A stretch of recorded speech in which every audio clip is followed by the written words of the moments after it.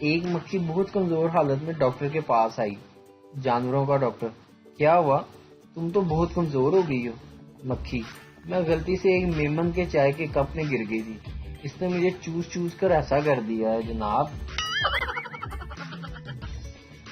باس worker سے: ایک شیشہ لے کر آؤ جس میں مجھے میرا چہرہ دکھائی دے۔ ورکر: باس نہیں ملا، میں سب دکانوں پہ گیا لیکن سب میں میرا ہی چہرہ دکھائی دے رہا تھا۔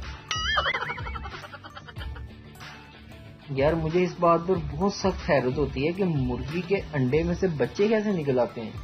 دوسرا دوست بولا: یار مجھے تو اس بات پر حیرت ہوتی ہے کہ بچہ اس کے اندر گھستا کیسے ہے۔ پاکستان ٹیلی ویژن میں ایک نیا افسر آیا اور پہلے ہی دن اس نے اپنے سیکرٹری کو ڈانٹتے ہوئے کہا: کیا تم نے لوگوں سے کہا کہ میں احمق ہوں؟ سیکرٹری نے ڈرتے ڈرتے جواب دیا: نہیں سر، ہرگز نہیں، ساروں کو تو پہلے ہی پتا ہے، مجھے تو ابھی پتا چلا ہے۔ پہلا شیخ دوسرے شیخ دکاندار سے: یہ تم نے بہنگا ملازم کیوں رکھا ہوا ہے؟ شیخ دکاندار: اس لیے کہ اگر کوئی چوری کرنا چاہے گا تو اس چور کو یہ نہیں پتا چلے گا کہ بہنگا آدمی کس طرف دیکھ رہا ہے۔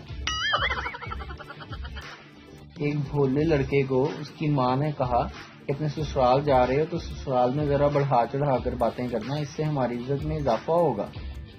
وہ سسرال گیا تو ساس نے پوچھا: تم بس پر آئے ہو یا گاڑی پر؟